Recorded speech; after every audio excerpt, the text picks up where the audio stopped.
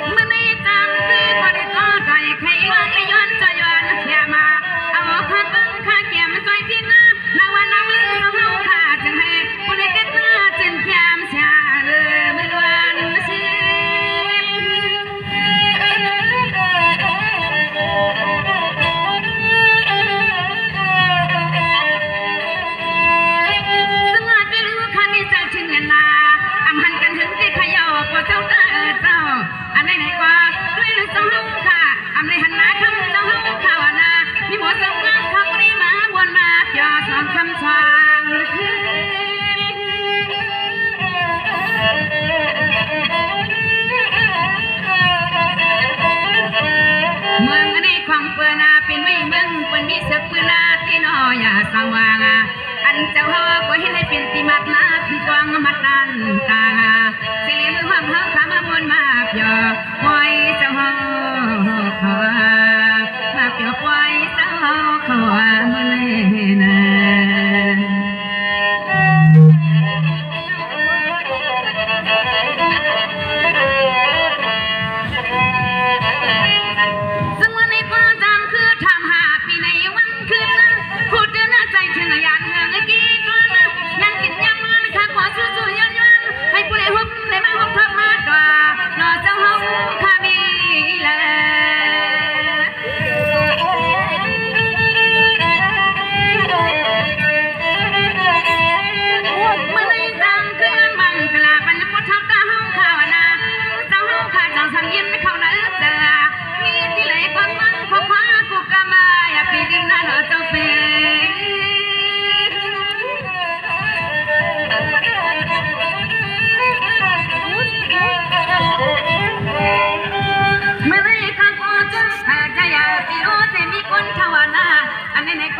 มีหมดเจ้าคำตีคู่ผักรักสองคู่ของราคามามีคนช่องอันให้เขาเลยจำไว้มีหมดเจ้าคำตีตัวแทนใจไว้เต็ม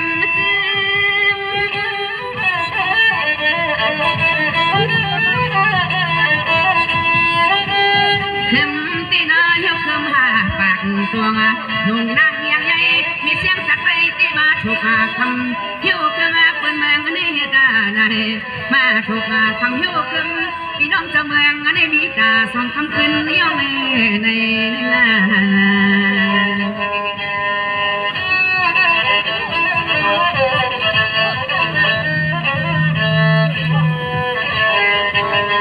สมัยว่าพอทางนั้นจังคือควังช่องละมังกะลาปลาตั้งหูตั้งจุ่มขนา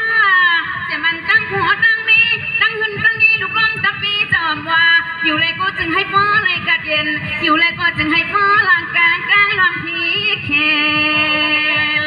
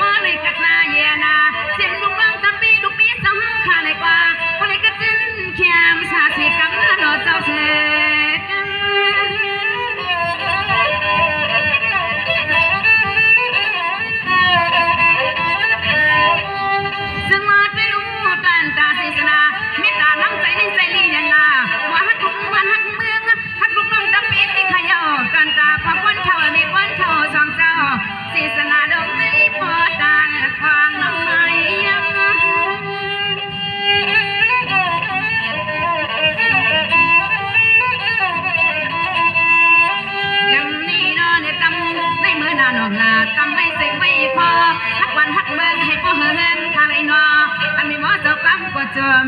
นาเมืองในเมืองที่เราเมืองเป็นมีศาสนาอันในช่วยที่ไรก็มันเปลี่ยนชายาเมืองรวยเมืองรวยเมืองจึงกันเย็นที่ไทยนา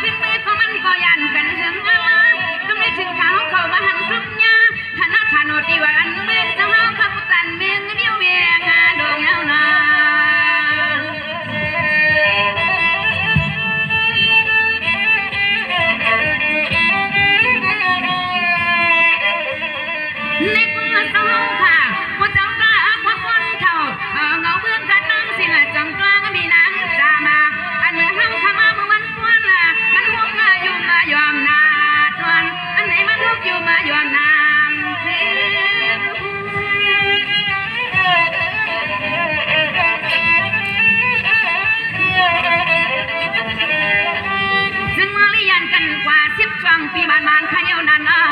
มังปักในก้อยคิดว่าไม่ก็ซ้ำปังก็จังเอาลืมซึ่งเรานำพาพี่ด้วยสิทางข้างนั้นน้ำเสียงหลู่ก็หาช่วงนั้นเนาะฮะคือมามันกลางมาควันไหลขึ้นไหลมาเขาไปพาราสาวเทียงมีหมอเจ้ากวางไหลมาเยี่ยมก้อยที่มัดกวางที่กวางก็มันเจนชายาอันที่คำเจ้าสาวเสือก็เบิ่นอยู่เองกินลานกวางชายาไว้ภายไรก็มันพี่มาแก่นยินมุนเชื่อเตออันคำขึ้นในนอกก็เจ้าเงาเบิ่งเจ้าตาเขาข้าวมืออยู่มีไว้จังเวลาในเจ้านา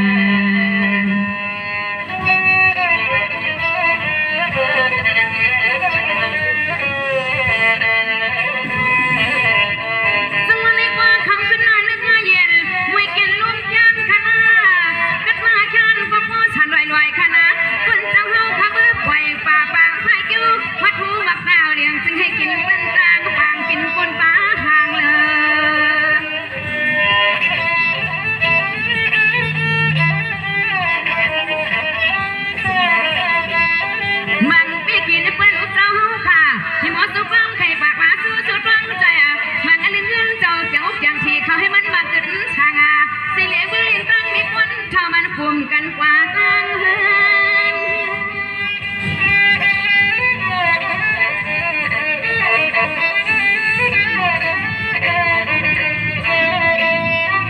ซึ่งมาในกว่าสังหารเจ้าข้าพเจ้าวัฒนา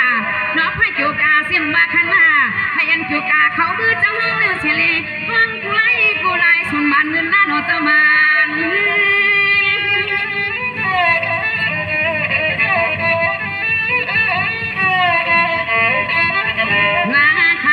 ทำเปิดนาทำปีร่างกับผู้ว่าวันขุมาได้น่าเชื่อเปิ้นอย่าสว่างอันเจ้าเฮาขาเศร้าสั่งเบิ่งได้เปลี่ยนจังเหือกขาพี่หมอเจ้าความมาไปกว่าอันคำขึ้นได้จึงให้อันเจ้าเฮาขับพ่อวางมันปีเงินนำเฮได้เจอได้เจอ